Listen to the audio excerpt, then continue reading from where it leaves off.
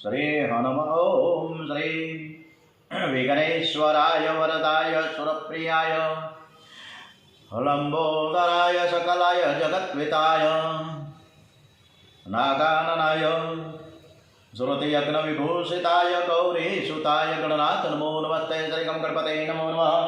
श्री हनुमान जी महाराज की जय।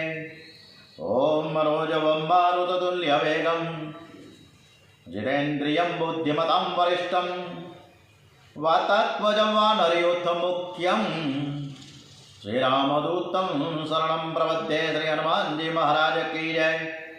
श्री रामचंद्र भगवान की जय। ओम श्री गायत्री मात की जय। ओम श्री सोमनाथ महादेव की जय। ओम श्री कृष्ण कन्हैयालाल की जय। द्वारिकाधीश की जय।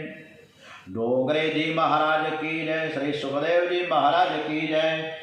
ओम श्री भारत माता की जय। श्री भागवत भगवान की जय। ओम करारविंदेन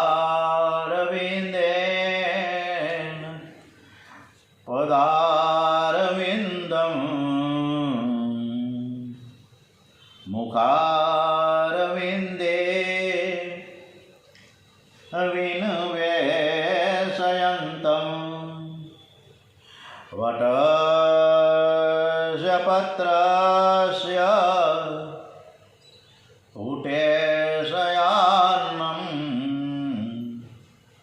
बालं मुकुन्दं मनसा स्मरामि।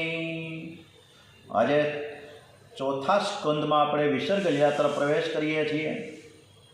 આજે સરસ મજાની આ ચોથા સ્કંદમાં દક્ષ પ્રજાપતિના યજ્ઞની કથા આવશે। અનુસૂયાજીના પતિવ્રત ધર્મ કોને કહી શકાય એક કથા, સાથે સાથે ધ્રુવજી મહારાજ પણ આવશે અને પ્રચેતાઓ પુરંજનની કથા તરફ આપણે આગળ વધીએ। શ્રી કૃષ્ણ કનૈયાલાલ કી જય। આજની કથા આપણે સરસ રીતે શ્રી કૃષ્ણ પરમાત્માને સંભળાવીએ છીએ સ્મિત હાસ્ય સાથે। ભગવાન આપણી કથા સાંભળે છે એવા ભાવ શ્રદ્ધા સાથે ચોથા સ્કંદમાં 4 પુરુષાર્થની એક કથા છે। ચોથા સ્કંદમાં વિસર્ગ લીલા છે 4 પુરુષાર્થ બતાવ્યા છે, ધર્મ, અર્થ, કામ અને મોક્ષ। આ 4 પુરુષાર્થો એમાં પ્રથમ ધર્મ બતાવ્યો છે અને ચોથો છે મોક્ષ છે।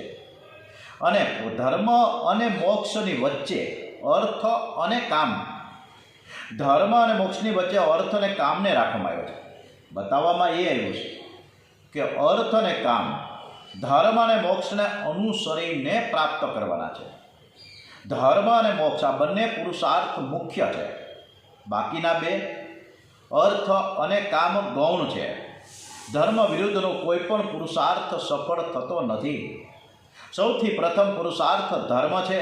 ધર્મને અનુસરીને જ અર્થ અને કામની પ્રાપ્તિ કરવાની છે। માનવ જીવનમાં મુખ્ય પૈસો થઈ ગયો છે અને ધર્મ ગૌણ થઈ ગયો છે। ધનથી સુખ મળે છે વાત તદ્દન ખોટી છે। સુખ મળે છે સંયમથી, સદાચારથી, સારા સંસ્કારોથી, પ્રભુની ભક્તિથી અને સમર્પણ ત્યાગથી। ધર્મ લોક અને પરલોકમાં સુખ આપે છે, મેળા પછી ધન સાથે નથી આવતું, ધર્મ સાથે આવે છે। માટે જ ધન કરતાં ધર્મ શ્રેષ્ઠ છે। જ્યારથી લોકો અર્થને એટલે કાવડિયાને મહત્ત્વ આપતા થયા ત્યારથી જ જીવન બગડ્યું છે। શંકર સ્વામીએ એક જગ્યાએ અર્થને અનર્થ કર્યો છે। અર્થ અનર્થ ભાવે નિત્યમ। જ્યારે મનુષ્ય ધન કરતાં ધર્મને વિશેષ સમજે છે ત્યારે જીવન સુધરી જાય।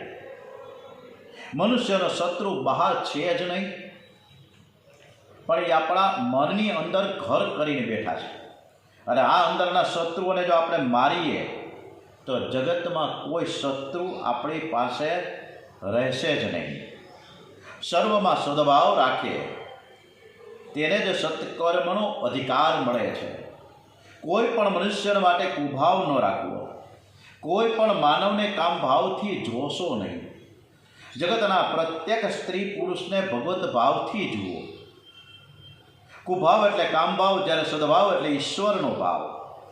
તમે કોઈના માટે ખરાબ વિચાર કરશો તો તે પણ તમારા માટે ખરાબ વિચાર કરશે.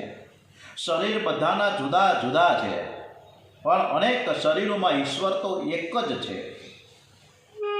જે તમારા શરીરમાં બિરાજેલા છે તે જ ભગવાન બીજાના શરીરમાં પણ છે.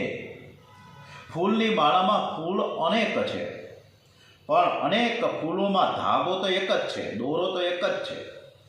જેમ જેમ એક ધાગામાં અનેક ફૂલો રહેલા છે, સમાયેલા છે, એમ એક જ ઈશ્વરના આધારે બધું જ ટકેલું છે, બધું જ રહેલું છે.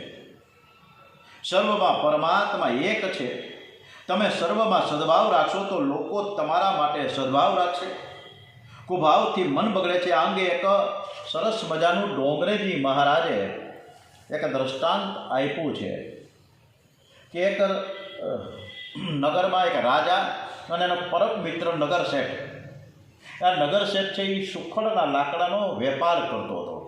રાજાને આ નગર શેઠને પાક્કી દોસ્તી, ભાઈબંધી બહુ જ હતી અને રોજ 1 કલાક તો બેસવા આવે જ અને પછી ગપ્પા મારે. એવી સરસ મજાના ફેમિલી વ્યવહાર હતા. પરંતુ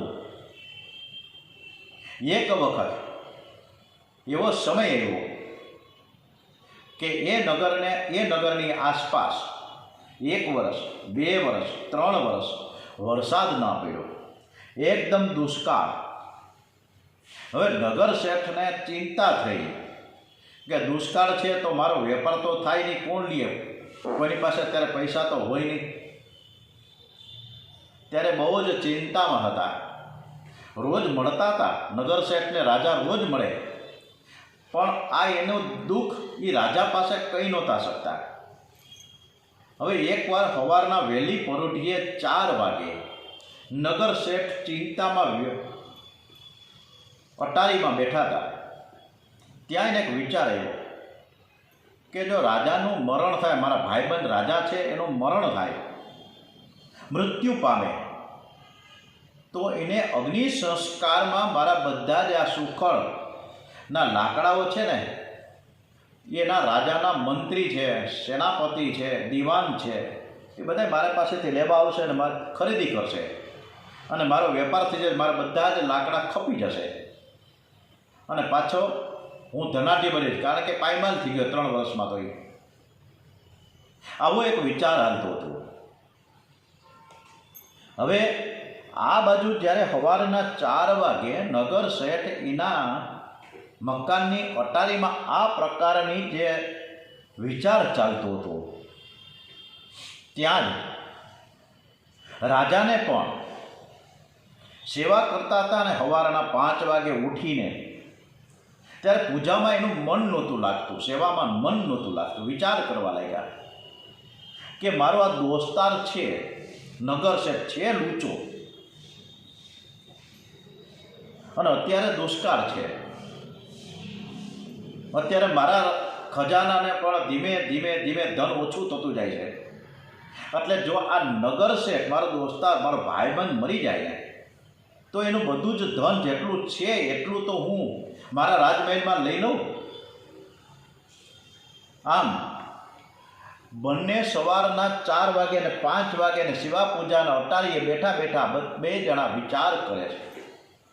એકને ત્યાં બેઠા બેઠા અટારીએ જે વિચાર આવ્યો કે રાજા મરી જાય તો સારું. આ બાજુ રાજાને પણ વિચાર આવ્યો કે નગર શેઠ મરી જાય તો સારું. બેયને સવારના 9 વાગ્યા સુધી ચેન નહોતું પડતું. જે સાંજના 6 વાગે રોજ 1 કલાક તે મળતા હતા ને, એ પહેલાં તો એને એક સંદેશા એકબીજાને મોકલા કે ચાલો આપણે સવારના 11 વાગે મળીએ. એટલે નગર શેઠને રાજમહેલમાં બોલાવ્યા છે. નગર શેઠ રાજમહેલમાં આવ્યા. રાજા અને એ નગર શેઠ, એનો દોસ્તાર ભાઈબંધ, એ બંને એકાંતમાં એક રૂમમાં બેઠા ને ચર્ચા પરામર્શ ચાલી. નગર શેઠે એને કહ્યું કે રાજા, તમે મારા ખાસ મિત્ર છો, પણ મારે મનમાં હમણાં જે ખૂંચ્યું સવારના 4 વાગે, મને તમારા પ્રત્યે કુભાવ થયો કે અત્યારે 3 વર્ષથી આપણા નગરમાં ક્યાંય વરસાદ નથી, મારો ધંધો હાલતો નથી. એટલે મને વિચાર આવ્યો કે જો તમે મરી જાઓ તો મારા સુખડાના લાકડા બધા વેચાઈ જાય અને તમારા અગ્નિ સંસ્કારમાં કામ આવે. એટલે નગર શેઠને માથે હાથ ફેરવો, વાસામાં હાથ ફેરવો રાજાએ અને કહ્યું કે મિત્ર, તને જે સવારના 4 વાગે જ્યાં વિચાર આવ્યો ને કે હું મરી જાઉં અને બધા જ લાકડા ત્યાં ખપી જાય, આવો જ વિચાર હું સેવા પૂજા કરતો તો ત્યાં આવ્યો કે આ મારો મિત્ર મરી જાય તો એનું બધું જ ધન, એના કાવડિયા, એના પૈસા બધા જ મારી તિજોરીમાં ઠલવાઈ જાય. મને પણ આવો જ વિચાર આવ્યો. એટલે બંનેના વિચારો નકારાત્મક સામસામે મળ્યા. એકબીજાના નકારાત્મક વિચારો સામે ટચ થાય છે, સકારાત્મક ભાવ હંમેશા ટચ થાય છે. રાજાએ કીધું નગર શેઠે કે મિત્ર, તને એવો વિચાર કેમ ન આવ્યો કે હું મરી જાઉં અને તારું બધું સુખડનું લાકડું આમાં વપરાય, એને બદલે બીજો કંઈક વિચાર ન આવ્યો કેમ તને? કે હું મારા રાજા મિત્રને એમ કહું કે મિત્ર, એક કામ કરો ને, અત્યારે મારો ધંધો હાલતો નથી અને અમથાય અત્યારે બધા જ તમારા કારીગરી નવરા છે, બધા જ ફ્રી બેઠા છે, તો મારા બધા તમે લાકડા લઈ અને સરસ મજાનું તમારા રાજમહેલમાં એક સરસ મજાના સુખડનું એક મંદિર કેમ ન બનાવી શકો? ભગવાનનું સરસ મંદિર બનાવો ને તો મારા બધા જ આ લાકડા છે વપરાઈ જાય એમાં. આવો તને વિચાર કેમ ના આવ્યો? નગર શેઠે માફી માંગી. વાત તમારી સાચી છે.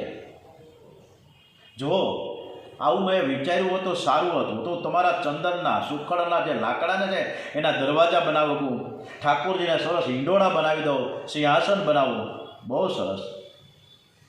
આમ એકબીજાએ પોતપોતાની વ્યથા ઠાલવીને બધાની એકબીજાના જે વિચારો હતા અંદરના એને એકબીજાને આપલે કર્યા. કોઈને કોઈના પ્રત્યે કુભાવ ન થયો, કોઈ નારાજગી નહીં. મારી નાખવાના જે મનસૂબા હતા એમ છતાં પણ જ્યારે સામસામે બેસે પ્લેટફોર્મ ઉપર અને ચર્ચાઓ થાય તો ઘર પરિવારમાં ઘણીવાર શાંતિ થઈ જાય. પણ આપણે કોઈ બેસતા જ નથી. એક ઘરમાં પ્રોબ્લેમ છે. સાથે બેસીને ચર્ચાઓ તો થતી જ નથી. મોબાઈલમાં અને ટીવીમાં બધા સલવાઈ ગયા છે. ટાઈમ કોઈની પાસે છે જ નહીં. રાતના 12 વાગે 1 વાગ્યા સુધી એ જોશે. એટલે સત્કર્મ કરવા માટે સદભાવ હોવો જરૂરી છે અને સદભાવ હશે ને તો જ સત્કર્મ થાય, બાકી એમને થતું જ નથી. દક્ષ પ્રજાપતિએ શિવજીની પ્રત્યે કુભાવ રાખ્યો હતો. એથી દક્ષ પ્રજાપતિનો ધર્મ છે ને એ પણ અધર્મ થયો. એનો યજ્ઞ તેને મારનારો થયો. સર્વ પ્રત્યે સંભાવ રાખવાથી સત્કાર્ય સફળ થાય. સર્વનું કલ્યાણ થાય એ જ સત્ય અને સત્કાર્ય. સત્યમ ભૂતહિતમ પ્રોક્તમ. અનેકમાં ઈશ્વરના દર્શન કરે ને એ જ જ્ઞાની છે. મહાભારતમાં એક કથા આવે છે કે શ્રી કૃષ્ણ કોક વખત અધર્મ કરે છે, પણ તેમના મનમાં બધાના પ્રત્યે સદભાવ છે. સદભાવ છે એટલે તેનો અધર્મ પણ ધર્મ બની જાય છે. મહાભારતમાં કર્ણ પર્વ અને દ્રોણ પર્વ આના દ્રષ્ટાંતો છે. કર્ણ પર્વમાં આવે છે કર્ણ જે તે એક વખત કુરુક્ષેત્રના મેદાનમાં યુદ્ધ ચાલતું હતું અને એ વખતે કર્ણનું રથનું પૈડું કાદવમાં ખૂંચી ગયું અને ત્યારે નિશસ્ત્ર હતો અને નીચે ઉતરીને રથનું પૈડું કાઢવા માટે પ્રયત્ન કરતો હતો. અને એ જ વખતે શ્રી કૃષ્ણ ભગવાને અર્જુનને આદેશ કર્યો કે તું આ કર્ણને માર. કર્ણ કહે છે કે યુદ્ધ શાસ્ત્રનો નિયમ છે કે શત્રુ જ્યારે નિશસ્ત્ર હોય ત્યારે તેના ઉપર પ્રહાર ન કરવો. આથી અર્જુને મારા ઉપર પ્રહાર અત્યારે ન કરવો જોઈએ. ત્યારે શ્રી કૃષ્ણ કહે છે કર્ણ, આ તું મને સમજાવશ? ખબર છે કે આજ સુધી તે આ ધર્મનું પાલન કર્યું છે? તે ધર્મનું પાલન બિલકુલ કર્યું જ નથી. આજે તું બીજાને ધર્મનું પાલન કરવા માટે એમાં મને તું આદેશ ઉપદેશ કરશ? ભર સભામાં દ્રૌપદીનું અપમાન કરવામાં આવેલું ત્યારે તારા ધર્મનું જ્ઞાન ક્યાં ગયું? અભિમન્યુ તો એકલો હતો ને, તમે બધાએ ભેગા થઈને એ નિશસ્ત્ર અભિમન્યુને તમે મારી નાખો, ત્યારે તારું આ ધર્મનું જ્ઞાન ક્યાં વયું ગયું? દ્રોણ પર્વમાં આ જ પ્રકારની કથા આવે છે. દ્રોણાચાર્ય પાંડવ સેનાનો કચ્ચર ઘાણ કરી રહ્યા હતા, ત્યારે શ્રી કૃષ્ણ યુધિષ્ઠિર ધર્મરાજાને કહ્યું, અસ્વસ્થામાં હતઃ, એમ ખોટું બોલવાનું કહે છે. દ્રોણાચાર્ય બ્રાહ્મણ હતા, યુદ્ધ કરવું એ બ્રાહ્મણોનો ધર્મ નથી, છતાં યુદ્ધમાં ભાગ લઈ અધર્મ આચરી રહ્યા છે. એટલે દ્રોણાચાર્ય યુદ્ધ છોડી દે તો અધર્મ છૂટી જાય. ભગવાનના આગ્રહથી યુધિષ્ઠિરને બોલવું પડ્યું કે અસ્વસ્થામાં હણાયો, અસ્વસ્થામાં હતઃ. પણ આ ખોટું બોલવાનું પાપ ન લાગે એટલે ધીમેથી બોલ્યા, કાં નર કાં હાથી.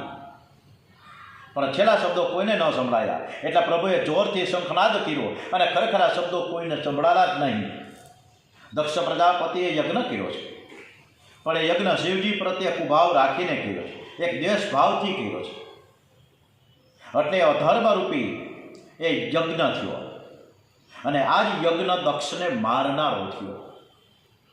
મૈત્રીજી કહે છે કે મનુ મહારાજને તે આકૃતિ, દેવહૂતિ, પ્રસૂતિ નામની 3 કન્યાઓ થઈ.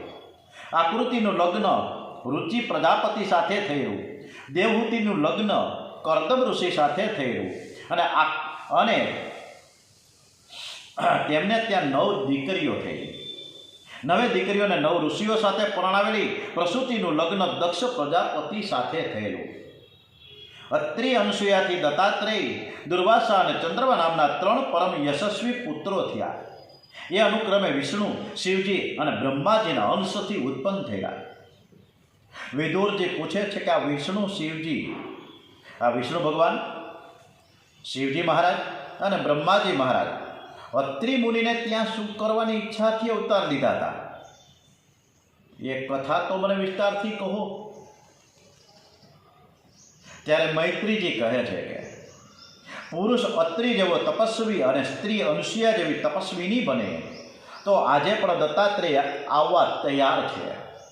સત્વગુણ, રજોગુણ અને તમોગુણ એ ત્રિગુણનો નાશ કરનારી નિર્ગુણી બને તે અત્રિ છે. અનુસૂયા મહાન પતિવ્રતા છે. એક દિવસ નારદજી કૈલાસમાં આવ્યા છે. એ વખતે ભગવાન શંકર સમાધિમાં હતા. ત્યારે નારદજી પાર્વતીજીની આગળ અનુસૂયાના પતિવ્રતા ધર્મ અંગે વખાણ કર્યા.